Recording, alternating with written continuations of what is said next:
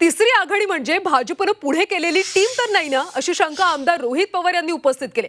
मतविभाजन करण्यासाठीच तिसरी आघाडी उघडल्याचा दावा देखील रोहित पवारांनी केलाय. झी 24 तासच्या टू द पॉइंट मुलाखतीत रोहित पवारांनी हे मोठं विधान केलं. महायुती आणि महाविकास आघाडीला सक्षम पर्याय म्हणून संभाजीराजे छत्रपती, राजू शेट्टी आणि बच्चू कडूंनी एकत्रित परिवर्तन महाशक्ती तिसरी आघाडी उघडली. याच तिसऱ्या आघाडीवर रोहित पवार यांनी मात्र आपली शंका बोलून दाखवली.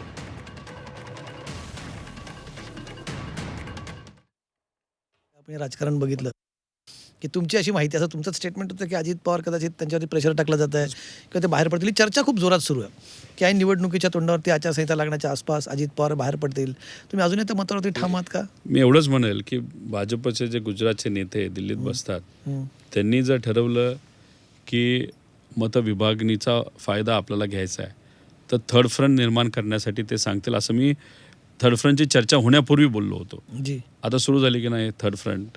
आता थर्ड फ्रंटमध्ये ठीक आहे, नवीन पक्ष आहेत, ते फिरतात सगळीकडे की आम्ही थर्ड फ्रंट सुरू करत आहोत. पण त्याचा अभ्यास जर आपण केला, ते थर्ड फ्रंट काही निवडून येण्यासाठी थर्ड फ्रंट केली नाही, तर मतं कदाचित विभाजन करण्यासाठी थर्ड फ्रंट केली गेली आहे. आता मतं कोणाचे विभाजन होणार? BJPचे होणार का? तर असं दिसत नाही. मग कोणाचं होणार? मग BJPच्या विरोधात असणारे महाविकास आघाडीचे जे पक्ष त्यांचं होणार. मग ही थर्ड फ्रंट असं तर नाही ना की BJPलेच पुढं केलेली एक गँग आहे, एक टीम आहे. आता ह्याच्यामध्ये दादांचा जो पक्ष आहे तो थर्ड फ्रंटचा हिस्सा बनेल का नाही बनेल हे पुढच्या काही दिवसांमध्ये आपल्याला कळेल.